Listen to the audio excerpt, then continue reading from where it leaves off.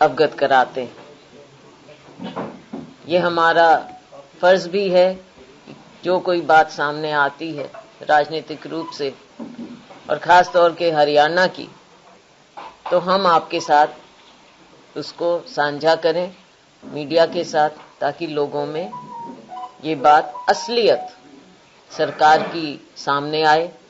वैसे ये सरकार, खट्टर सरकार, बीजेपी जजपा सरकार माहिर है लीपापोती करने में। जब से इनकी सरकार बनी है 7 साल से आप देख रहे हैं, और खासतौर से पिछले 2 साल से घोटाले पर घोटाले सामने आ रहे हैं, उनका पर्दाफाश हो रहा है। और मैं शुक्रगुजार हूं रणदीप जी की कि इन्होंने एक बार नहीं बार बार सरकार की इन बातों को उजागर किया है, आपके साथ शेयर किया है, और बहुत डिटेल में, क्योंकि वकील भी हैं तो बहुत डिटेल में ये उसमें जाते हैं और उसकी तह तक बात को निकाल के, सच्चाई को निकाल के आपके सामने रखते रहे हैं। आज जो हम मेन मुद्दा लेकर आए, जो ये घोटाले हुए, पीछे कांग्रेस पार्टी ने 7 तारीख को हमने घेराव किया था हरियाणा पब्लिक सर्विस कमीशन का।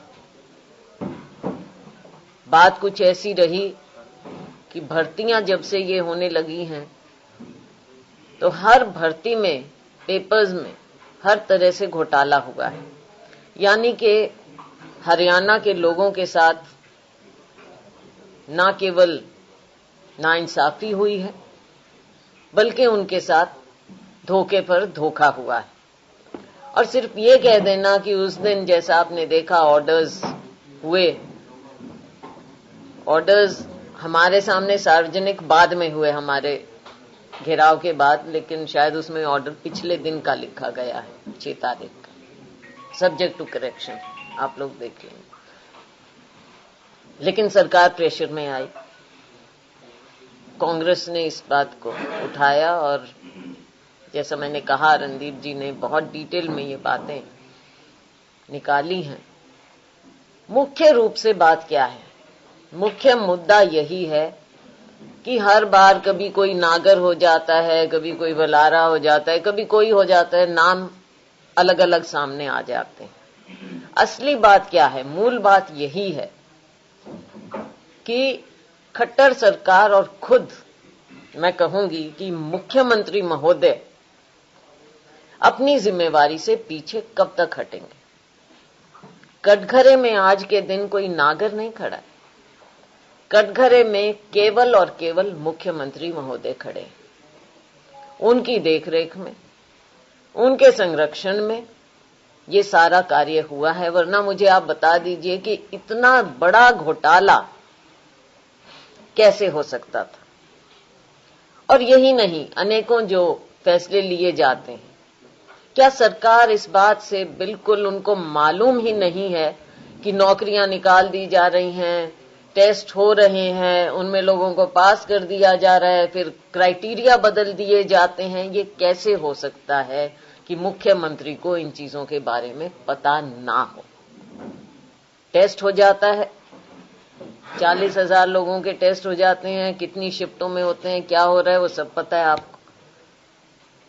और उसके बाद पास करते हैं, और फिर police constable, male police constable, और फिर स्क्रीनिंग, फिजिकल जो टेस्ट होना है वो आपने आउटसोर्स कर दिया, प्राइवेट कंपनी कर देगी, उसकी वीडियोग्राफी भी नहीं होगी। क्या मुख्यमंत्री जी को पता नहीं? ये कौन सा फेयर प्ले है हमारे नौजवानों के साथ?